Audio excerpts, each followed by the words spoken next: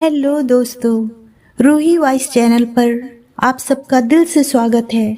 दोस्तों, कहानी का लुत्फ उठाने के लिए वीडियो को लास्ट तक ज़रूर देखें। अगर कहानी पसंद आए तो चैनल को सब्सक्राइब करें और वीडियो को लाइक ज़रूर कर दें। तो चलिए दोस्तों, शुरू करते हैं। मानसी भागकर बेडरूम से बाहर निकलने लगी तो समीर जी ने उसे दरवाजे पर ही पकड़ लिया और खींचकर दोबारा बिस्तर में ले आए।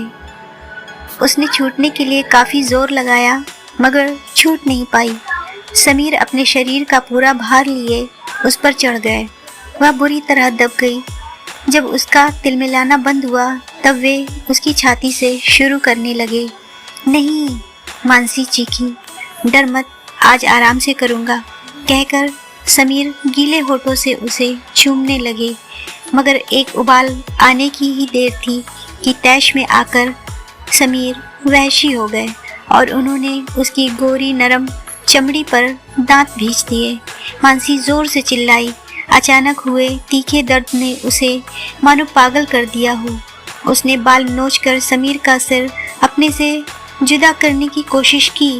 बदले में समीर ने पुरजोर अपनी देह उसके ऊपर छोड़ दी, उसे मजबूर करके मनचाहे तरीके से मनचाहे समय तक लूटा। काम हो जाने के बाद वे उतरे और लुढ़क कर बिस्तर में अपनी वाली साइड पर जाकर सो गए।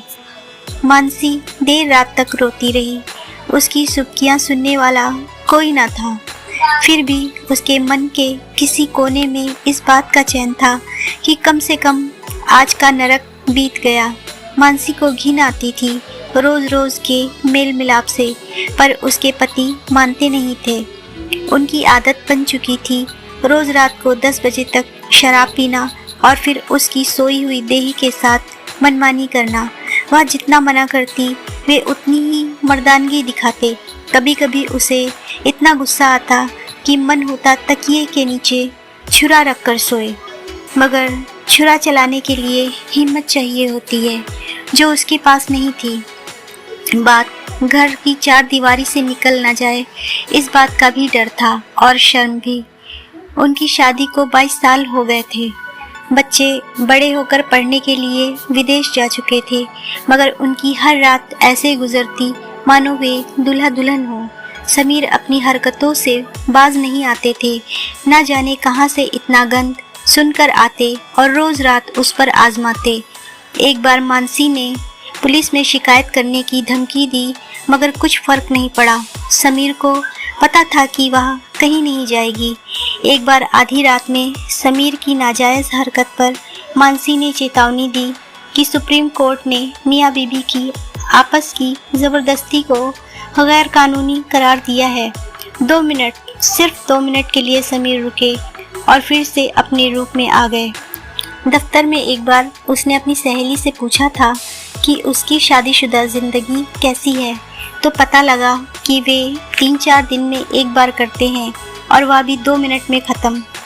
मानसी ने अपनी बात बताई तो वह कमबख्त सहेली बोली, तो मज़े लेना।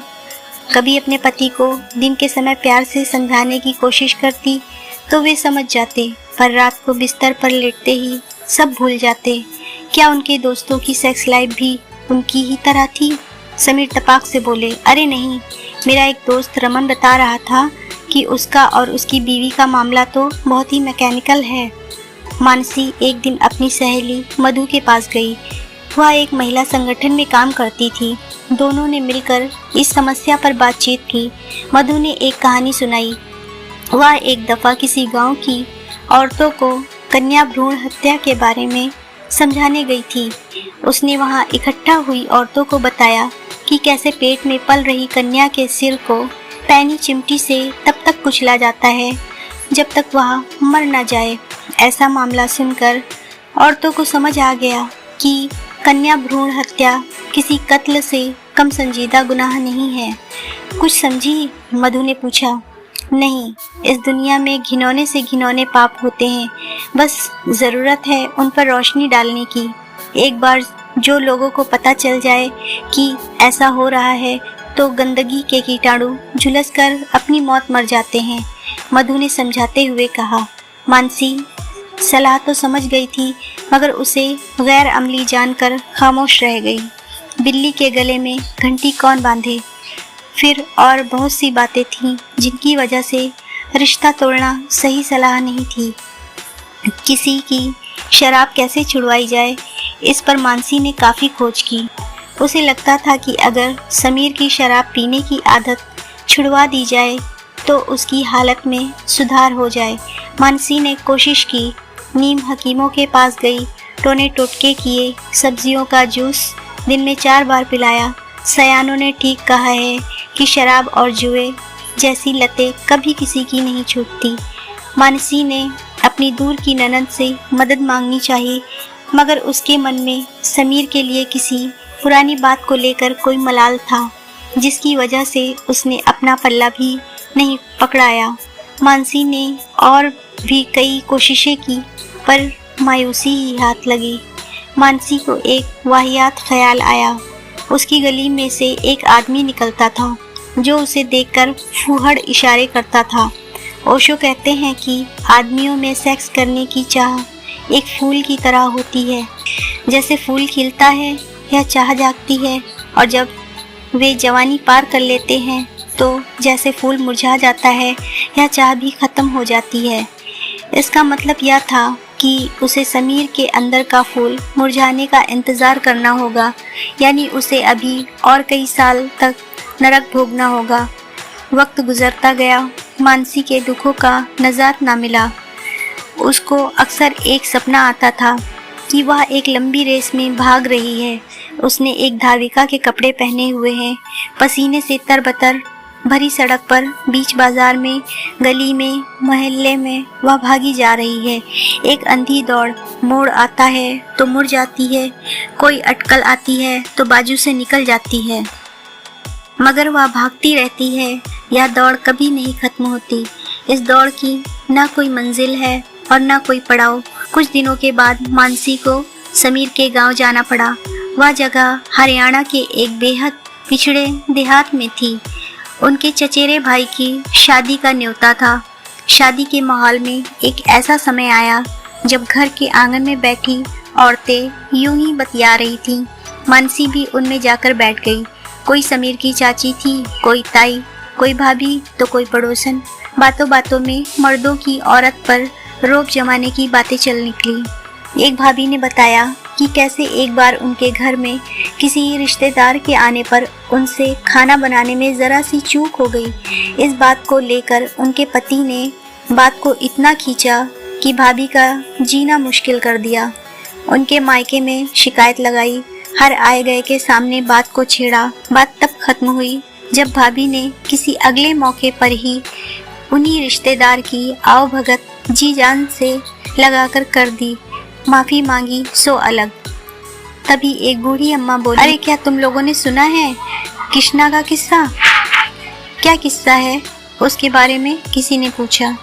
अरे वह इतना जालिम था कि जब देखो वह अपनी बीवी को मारने के लिए तैयार रहता था। एक बार वह चूल्हे पर खाना बना रही थी कि कृष्णा ने बेत से मार मार कर बेचारी के कोहनी घुटने छील दिए। एक बूढ़ी औरत बोली, अजी गृहस्थ सुख तो इतना बड़ा है कि इसको पाने के लिए जो भी सहना पड़े सह लेना चाहिए, इसी में औरत की इज्जत है। उनकी बातें चलती रही थी। अरे घर में मर्द होना ज़रूरी है, चाहे लंगड़ा लूला ही क्यों ना हो। चाची बोली, मैं तो कहती हूँ कि घर के दरवाजे पर मर्द की चप्पल भी पड़ी हो, वह भी बहुत बड़ी चीज़ है। उसी को देखकर समाज चुप हो जाता है। मानसी को एक अजीब तरह की घबराहट हुई। वह उठकर हवेली के अंदर चली आई। देर तक उसके दिमाग में उन औरतों की बातें घूमती रहीं। उनकी नज़र में औरत अभी तक मर्द के पैर की जूती थी। फिर उसने अपनी ज़िंदगी की ओर एक तरफा होकर सोचा। मानसी का दुख ऐसा नहीं था कि समीर उसे मारते पीटते हो या मेहमानों के आगे सिर झुकवाते हों। बस रातों को ही सेक्स चाहते थे, अपनी पसंद का, अपने तरीके का, जिसमें ना सिर्फ उन्हें राहत चाहिए थी बल्कि अपने वहशीपन की खुराक भी। बाकी समय तो वे ठीक रहते थे। जब सूफी होते तो उनसे बढ़िया कोई आदमी ही नहीं था।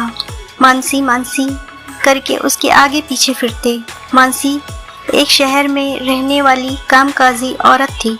वह उन औरतों की इस बात से इत्तेफाक रखती थी कि घर में मर्द की मौजूदगी बहुत ज़रूरी है। यह समाज ही कुछ ऐसा है, इसे बदलने में अभी बहुत समय लगेगा।